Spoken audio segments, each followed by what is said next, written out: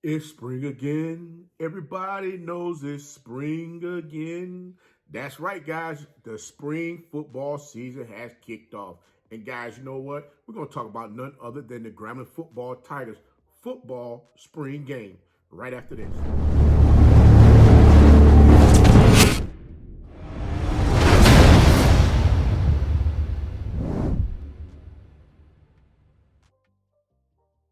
You know, it's your favorite coach back at it again, 10 toes down, about to tell you how it all went down. This is Tomorrow Sports Network with your host, Coach Walker. If you're new to the channel, please like, share, subscribe. Hit that notification bell to get all upcoming videos. And for all my leaders out there, welcome back. Y'all know the drill. Y'all know the routine. If you haven't done so already, please like, comment, and share these videos. Hit that post notification bell if you haven't done so already so you can get all upcoming videos. And don't forget, tap in a friend or two and tell them to come on in. It's not but positive vibes over here. We're just having a good time talking about HBCU sports. And don't forget, you can follow us on all social media platforms. Links are listed down below in the description. And don't forget, you can also follow us on Spotify because guess what? Your favorite coach just dropped his first episode over on Spotify. So we over there shaking and baking as well. So check us out over there also. And don't forget one last thing. Do know Tomorrow Sports Network has a scholarship that they're offering. All inquiries must be submitted by July 16th. So don't forget to submit that as well to TLSNINFO@gmail.com. Guys, it's a $500 scholarship. Take advantage of it. Don't let the opportunity slip by. Yeah, coach is giving back. I'm trying to do my best to do more for you. So tap on in this thing, guys, and let's get straight to it. But guys, enough with all that already. We're going to go ahead and jump on into this game because I know you're like, Coach, okay, we've heard a couple of opinions here and there. What did you see out there? Well, I'll be honest with you.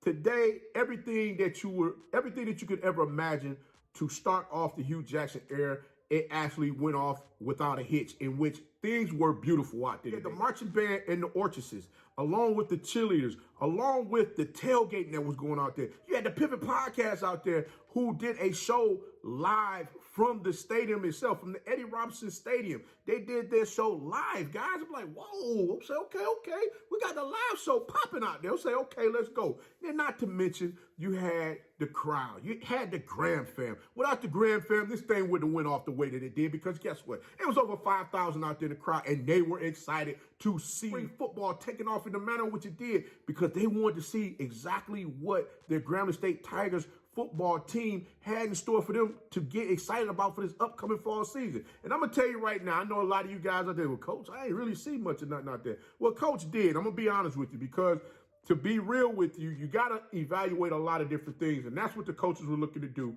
They were looking to evaluate the players based on the positions in which they had them in the uniform, the color coordinated uniforms for them to really be able to sit down and see if they check those boxes off as far as when and how they could insert them into the game, especially when it comes crunch time. There's going to be a lot of changes that you're going to see that's going to take place in the fall season. Yes, guys, I'm going to start with the quarterbacks first because the quarterbacks are the number one guys out there on the field. That's going to be the ones trying to help move that ball up and down the field. They're the ones that's got to read the defense to see what the defense is going to give them out there on the field and make the necessary decisions that need to be made in order for them to continue to keep moving those chains. And sometimes you got to make some methodical choices when it comes to certain plays that's being ran. And I'm going to be honest with you. There's a few times there where all of the quarterbacks, every last one of them that played, they were forcing plays in which they didn't need to. All they needed to do was just manage the offense. Yes, I understand that the offense was new. This is a new offense that's being put out there for them to learn. And I didn't expect them to learn offense in 3 weeks, especially with everything that went on with Coach Art Browse, with him wanting to come into the program and all of the extracurriculars that was going on. We're not going to talk about that. That's in the past. However, everything else goes from here on out, it goes. But I honestly believe Hue Jackson is going to have this thing. He's going to right the ship. Not to mention he brought in Devontae Kincaid to come in there up the quarterbacks. And to be honest with you, looking at Darius Hawkins from Jones College, as well as Kajaya from UCLA, Elijah Walker, who was already in the Grambling football program, and Noah Biden, he's another quarterback that was in the football program as well. Looking at them out there on the field, trying to just see who had the shoulders above the other. And right now, everyone is still at the same. They're still here. Everybody is still even because no one really stood out. Yes, Biden was able to drive the team down the field and score a touchdown right before the spring game was over. That was a great play. Raz caught that pass on the dime and was able to run that in for a touchdown, only for them to miss the extra kick.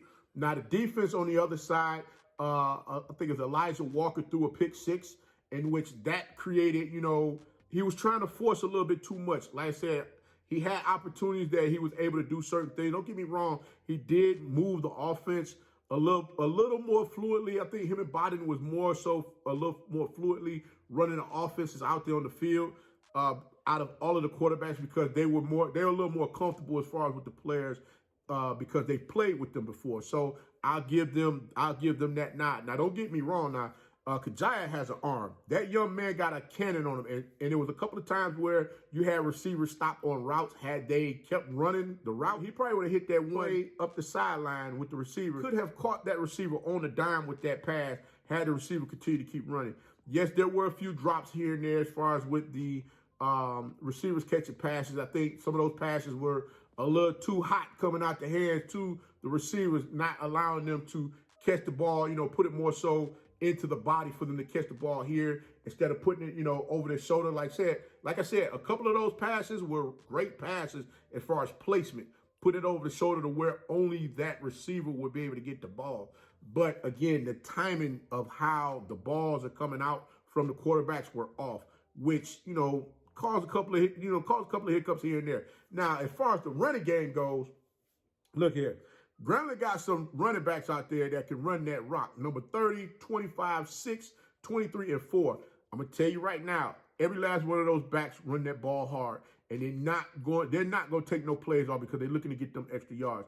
They're going back to that ground and pound phase of how they used to be back when they were really out there putting pressure on teams, letting them know that we're coming in here to eat up this clock, as well as continue to keep putting points on the board and keep your offense off the field, because y'all not going to come out here and just beat us up with scoring points all over the daggone board. And that's a beautiful thing as well. Like I said, Coach Hue Jackson is putting the pieces together on the puzzle, and like I said, he's going to have everything in place. So trust his process as far as what's going on. Now, the defense. That defensive side of the ball, oh my goodness. When I say they can get after the ball, I'm talking about both sets of defenses that they had out there on the field. Them young men can really get out. Those young men can really get after the ball. And I'm going to tell you, that pick six that Tyron Hill caught, that was a thing of beauty right there. When I say he jumped that route, it was almost as if the quarterback was just staring him down, like he knew where he wanted to go. And he sat on that bad boy, came out of nowhere, like, oh, I got him, and took off to the house. Everybody talked about the Grambling State defense last season as far as the amount of points that they allowed to be scored on them, as well as the average as well as the average yards that teams were able to rush against them last season. Yeah, they had a 4.4 yards per carry by the opposing team, but let's be honest about one thing. Grambling State's defense spent a lot of time out there on the field last season, and because of the fact that the offense was not putting points up on the board.